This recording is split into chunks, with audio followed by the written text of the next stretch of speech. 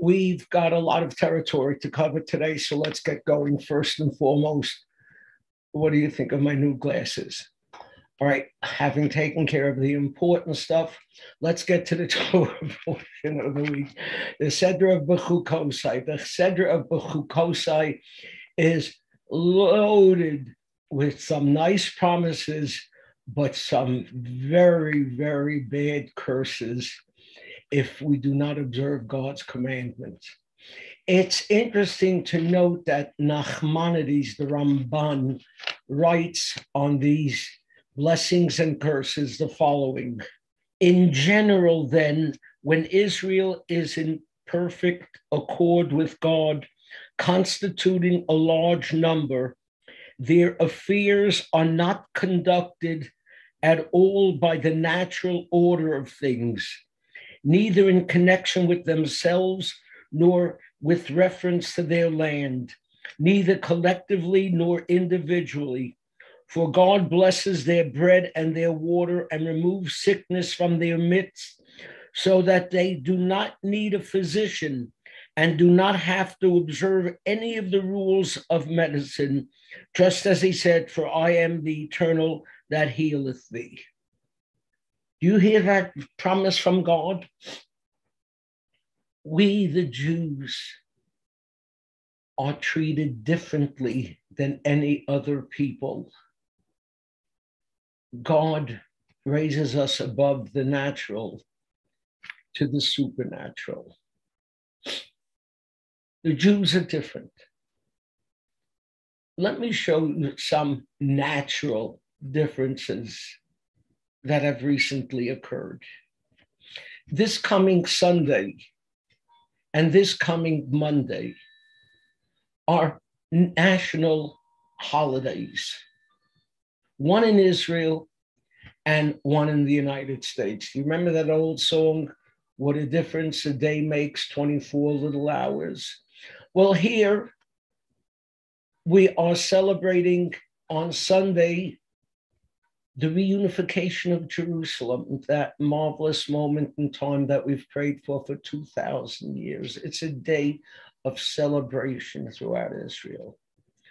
Monday is Memorial Day, when we remember those who gave their lives in service to our country. Look at the difference between how things are done in Israel and things are done in America. In Israel, we make a holiday for a city. Don't do that in America. And on Memorial Day in Israel, everything comes to a stop. Is that going to happen here on Memorial Day? It's different. Let me give you another difference. You know, this big battle that's going on in regard to abortion and the Supreme Court decision, and separating the conservatives and the liberals, the very religious and the not so religious, the pro-choice, pro-life. How come you don't hear this battle going on in Israel? I mean, after all, people seek abortions in Israel, and the truth of the matter is, Israel has some pretty strict laws in regard to abortion, although truth to tell, anybody who wants to get an abortion in Israel can get it. But why don't the very religious in Israel rise and protest against abortion? Why don't the Haredim, the ultra-Orthodox, they march in the streets for anything and everything? This should be something very sacred to them. You know why? Because no one amongst them goes for abortions. Girls are taught from the earliest age that one of their major roles in life is to have children. So while the birth rate is down in America, the birth rate is up amongst the ultra-Orthodox. An abortion is no issue. Let me give you another example. Everybody has heard about the shooting and death in Israel of a well-known Palestinian journalist, Shireen Abu Akleh, who was killed in a crossfire between Israelis and Palestinians as Israel was seeking out terrorists. It's not 100% sure who killed her. The Palestinians have the bullet that would prove it one way or the other, but they're not releasing it. But let's assume Israel made a mistake and it wasn't handled right. This is one innocent civilian killed in a battle. Listen to these words from Brown University.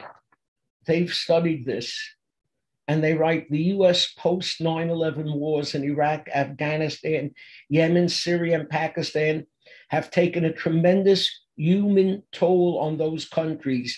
As of September 2021, an estimated 387,000 civilians in these countries have died violent deaths as a result of the wars.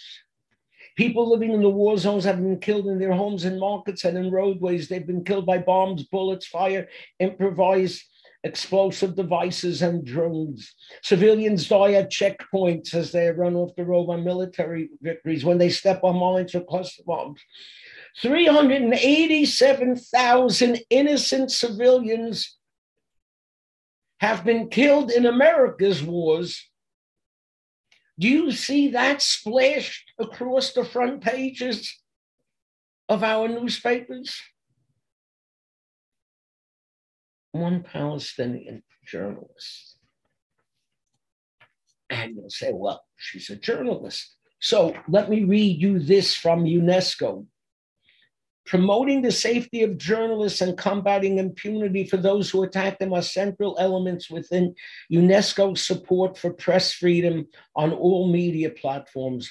On average, every 5 days, a journalist is killed bringing information to the public.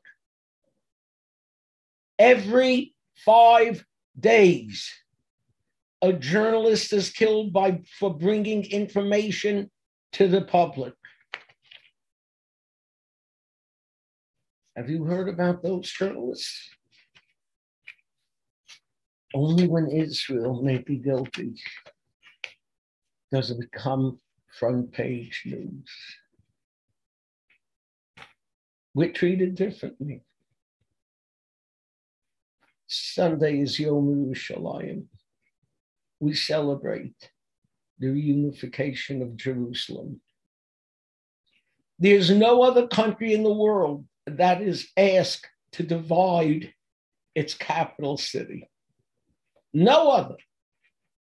Just Jerusalem.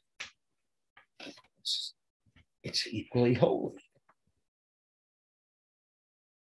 Don't you kid yourself. You know how many times Jerusalem is mentioned in the Bible? 750. You know how many times it's mentioned in the Quran? Nada. Zippo. It's different. We're part of that generation that has seen the fulfillment of the prophetic vision. Odi shama be'ara Yehuda uvechutzot Yerushalayim, kol sason v'kol simcha. It will yet be heard in the outskirts of Jerusalem, of Judah and Jerusalem, the sound of singing and rejoicing. After 2,000 years, we've come home. We choose it different. Nobody else has pulled that off. Shabbat Shalom.